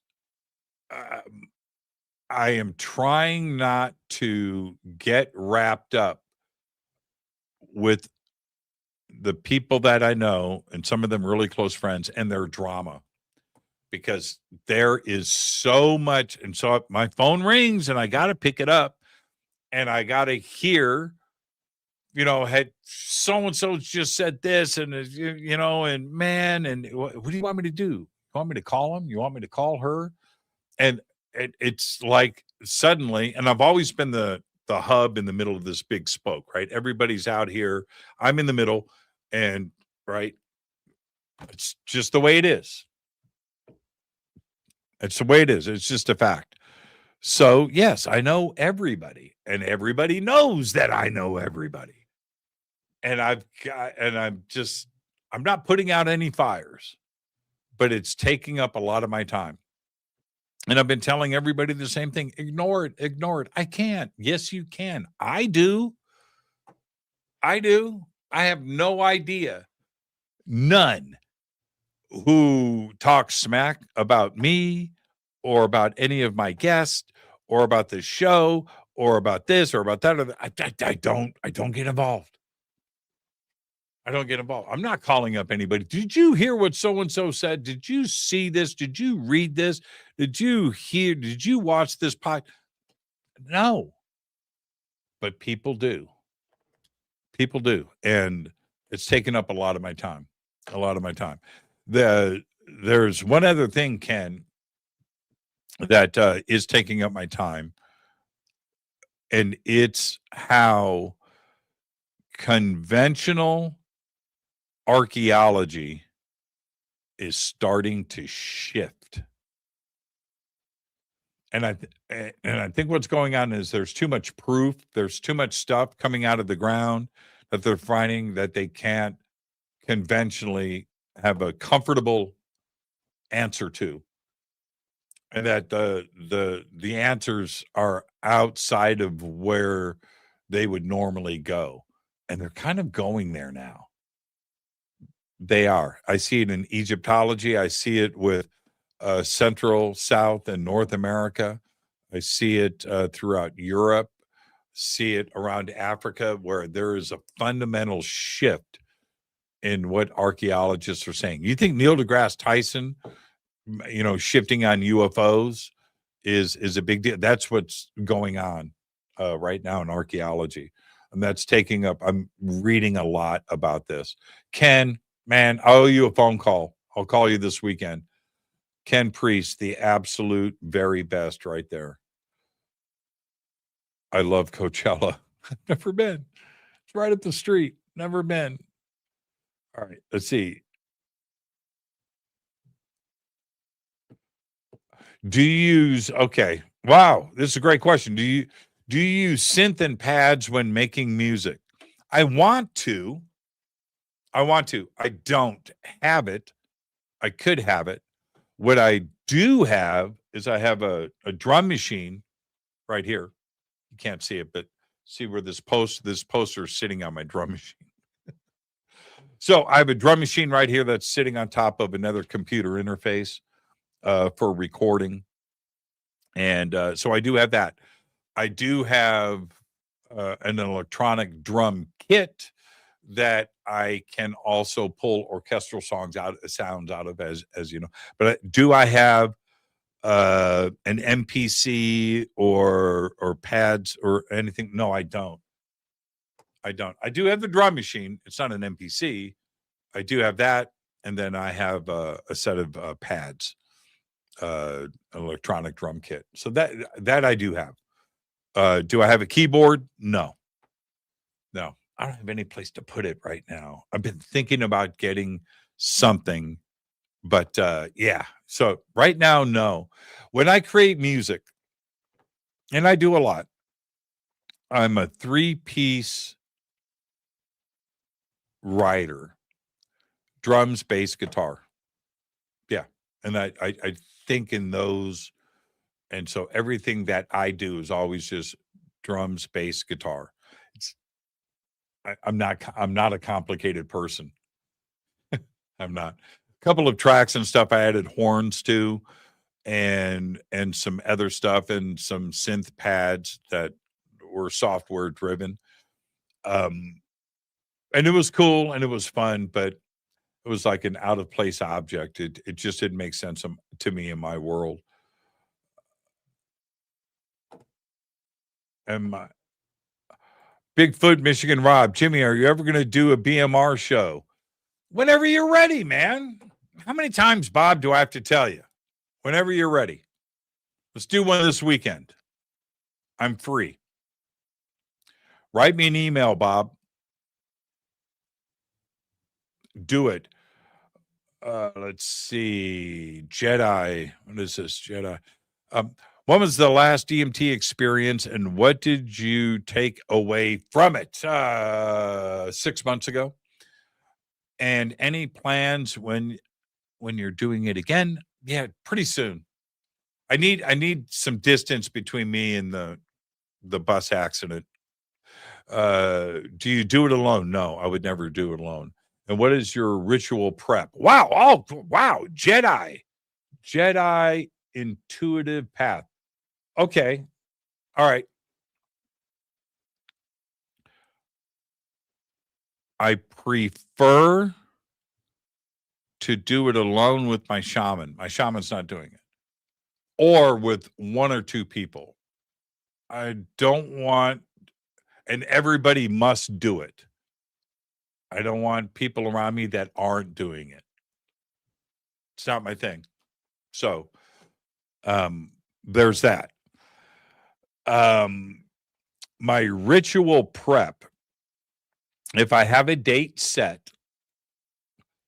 and I know the date, and let's say the date is 2 weeks out, then I am setting my intuition every single day leading up to it. What is it that I want to have answered? What is it that I want to see or experience? I take it very, very, very, very, very serious.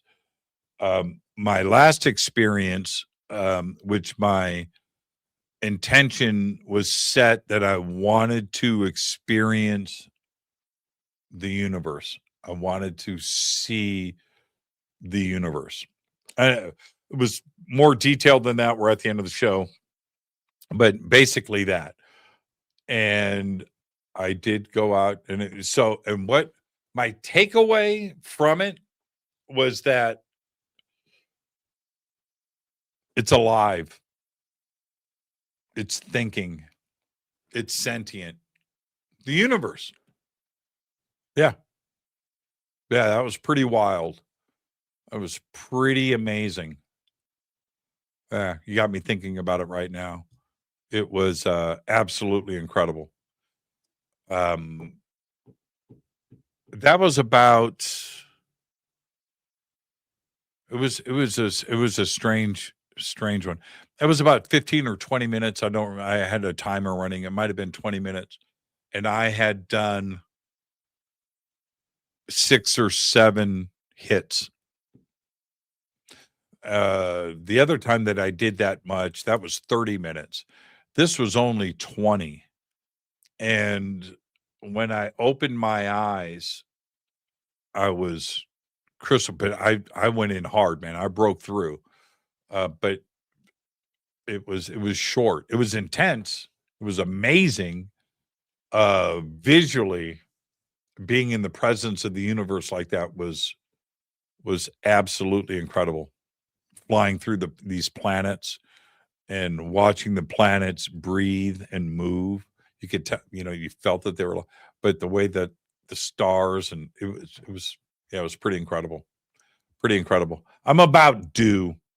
I may do something. Synchronicity is discernment. I know, right?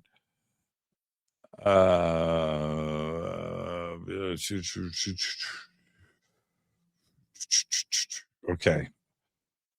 The Griff, 2004. Hey, Jimmy. There seems to have been an explosion of UFO organizations and groups as of late, and I'm curious if there are any that you feel are on the right path. Any that you feel are disinfo. Well, I wouldn't answer that even like if I was alone, because you have to experience the group and see if it works for you. There's so many, there's experiencers and abduction groups and whistleblower and things that different ways of approaching all of this. So just hang out. Just hang out. I don't even know how many groups, how many meetings, how many things that I have done and attended. I would say for the most part, I've been fine with all of it. Some of it I don't connect with at all, but I like hearing about people's experiences and their research and what they have seen. And even if I haven't had those same experiences, I like hearing from just about everybody. Some of it is way out there. But they're some of the most beautiful people and they're some of my best friends. I have sat through meetings and presentations on stuff that is just, to me, too much, but I love it. And these are people that I go out to dinner with, I hang out with, we're friends, we love each other, but I don't get up and speak to what could I say? But yeah, I think there's something for everybody, so I don't know if there's a whole lot of disinfo. I think there's more the disinfo coming from singular sources of material that present on the internet or YouTube shorts or whatever, TikTok. That is just complete bullshit when you're looking at manipulated videos and AI created stuff, and there's a lot of views, and it's 100% bullshit. But Are people looking at it for truth, or are they looking at it for entertainment? I don't know. I don't know. So the groups, I don't think there was a disinfo group. I mean, people believe what they believe. Let's see, Jimmy, do you think about how we have brain matter in certain organs? I have a couple of organs that think for themselves. Yeah, that's for sure. Have I bent any forks? I've never done it. I did it that one time, and that was pretty interesting. It didn't bend, like in half. But I was with some friends not too long ago, and they did a bunch of did a spoon bending session. Comes in and had a fistful of spoons that were just curly-cued, like cartoons, like melted. I was like, wow. Okay. We're way past the end of the show, but let me get a few more in.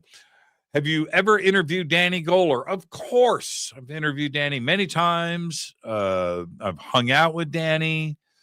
Yes. He's an amazing intellectual, amazing soul, beautiful person inside and out. The original researcher on the red laser. Yes, of course. Shining through the video screen and viewing the results while on DMT. Are we in a simulation? His research is compelling. He's a very smart guy. Not too long ago, Danny and I went out to dinner. We went out to dinner like 2 nights in a row. But we had this long dinner. It was like 4 hours. Oh, it was with Dana Kipple. The three of us.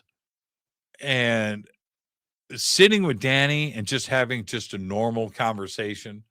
What a brilliant mind and a beautiful, genuine soul. So intellectual, so smart, open-minded. Just love Danny. So I just had him on Beyond Belief. I just did a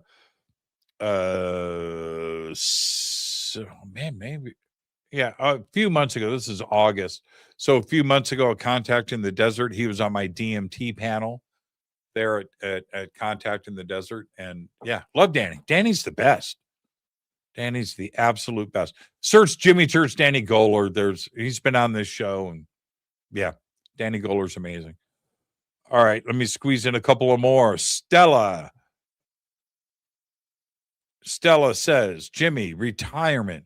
If you could retire at 55 from a corporate world, but on a modest income, would you advise it?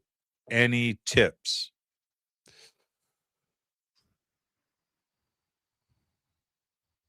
No, I wouldn't retire. Not at 55.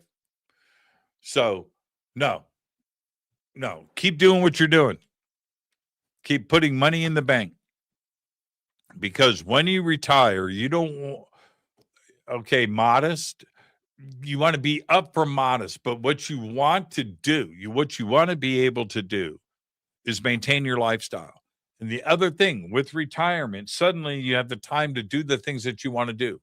Maybe you want to go to Europe. Maybe you want to go to New York and go to the Diamond District and go shop for watches like I'm going to do next weekend. Maybe you want to write a book. Maybe you want to learn how to do something. Maybe you want to hang out or do whatever it is. All of that costs a little money. You don't want to be retired on a modest income and stuck at home doing nothing. You're going to wither away. That's my opinion. Don't take it as fact. I'm not Moses, right? I'm not Plato. I'm not Socrates. I'm not Immanuel Kant. That guy's not any good. I'm not Gurdjieff. Oh, man. No, you know what I mean? What, you want to retire and not be able to do the things that you want to do? Retirement at 55, that sounds so young to me. I'm 62. I'm not retiring. Not now. I just enjoy what I'm doing. If I just retired, no, I'm doing what I love, and I'm not going to stop this.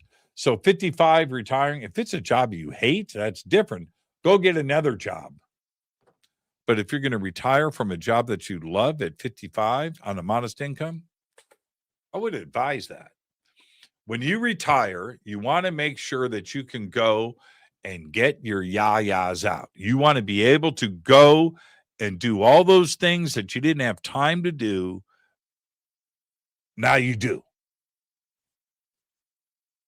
I could, Stella, I'm just saying, don't take my words as gospel, but man, Jimmy, where's your, just, you don't want to do it modestly. I kind of look at it this way. If you could save, we don't know when the big end is going to come for us. It can happen anytime. But let's say you have your retirement income coming in, and that covers your bases. All right? You want to have the extra money in the bank, so per month you can just blow it. So what is that number? Is it $1,000 a month that you just want to just spend and go have fun with? Is it $2,000 a month? Okay, so let's say it's $2,000 a month. That's $24,000 a year. So you could your bills are covered with your retirement money. Now the extra money to go and just right? Okay. So get that nest egg away and put it away so you can have maybe an extra, if you got the retirement income coming in, what if you had an extra $100,000 in the bank? How long would that last you? Some people would say that would last me 10 years, $1,000 a month, fun money, right? So look at it like that. If your modest income covers your bases, then save for the next 5-7 years and put that money away so you can go have fun. Jimmy, where's your next live appearance? I'm not doing anything this year. I've canceled everything through the end of this year. My next live appearance will be at Conscious Life Expo. I'm doing 2 things there this year. I'm not doing a full schedule. I've emptied the schedule out, but I am doing the keynote thing on Friday night, and I'm doing the Jimmy Church luncheon on Sunday. But everything else, no. So Friday and Sunday at Conscious Life Expo. Right after that, I'll be at the Contact Modalities Expo in Delavan, Wisconsin, and that is through May 2nd, like April 30th through May 2nd, Delavan, Wisconsin. And then the next thing after that is Contact in the Desert. Not sure what I'm doing there yet. They're working out the schedule for that. So those are the next 3. And then I'm still on the schedule. I haven't canceled Egypt. So I don't want to do any international travel, but Egypt is next August with Sarah Bressman Cosme for the eclipse in Luxor. So that's still on the books. But anything this year, no. Nope, I've canceled. I've canceled everything. I had to. I've got to get my head straight. I've got to get 10 by 10 by 10 by 10 minus 10 by 10 by 10. Oh, Ken Priest. Okay, let's see what else we got before I wrap it up. Wicked Maureen. Okay, this is long. Jimmy, did you hear they are building a data center next to the TNT domes in... Oh, no way, really? Oh, wow. Wow. Wow. Yeah, data centers, AI, data centers are a real thing. They're a real concern. They are a real concern, and that's an example of it right there. The TNT It's Point Pleasant. The Mothman. So the TNT area is also a wildlife habitat. And they're going to put a data center in there. And it's one of the things that happens with all of these data centers. First off, they're sucking up all the water for any local community. There's that. They're eating up all the electricity. And then you have everything else that goes with it. There's another. So there's that. That's why we're just getting ahead of our skis when it comes to AI and just building these data centers. Everybody's got all this AI money right now. And this is what's happening. There's that part. Here's the other part. I think these data centers that are all over the world, it's not just the United States, man, they are sitting ducks for people with bad intentions. And there's too many of them. What's the security? Not only people security, but software security. Like, for real, what is protecting? What kind of nuclear firewall is it's like there's too many points of entry now into this. That's another concern. There's a lot of reasons why to be concerned with all of these data centers. So you're stuck being the middleman. I am completely the middleman. Michael on the Edge, for a 2-week alien planet visit, what shocking face will you have when finding out you just stepped into the carbonizer machine for the 1-year trip of space travel? Michael, that's funny. I know, right? Right? Yeah, absolutely. Man, a lot of questions here. Okay. Yeah, man. We're already 15 minutes. Oh, that's the end. I made it to the end. I made it to the end. All right. Everybody, this is my Friday. It's your Thursday. It's my Friday. I'm going to go and enjoy my weekend. I've got a lot of work to do, a lot of things to get done. I'm going to go get it all done this weekend. It's going to be fun. I'm going to have a great time. I'm going to be safe while doing it. You do the same thing. I'll see everybody right back here on Monday. Until then, all I've got is gold. Fade to Black is produced by Hilton J. Palm, Renee Newman, and Michelle Freed. Special thanks to Bill, John, Dex, Jessica, Dennis, and Kevin. Webmaster is Drew the Geek. Music by Doug Aldrich. Intro, Space Boy. Fade to Black is produced by KJCR for the Game Changer Network. This broadcast is owned and copyrighted 2024 by Fade to Black and the Game Changer Network, Inc.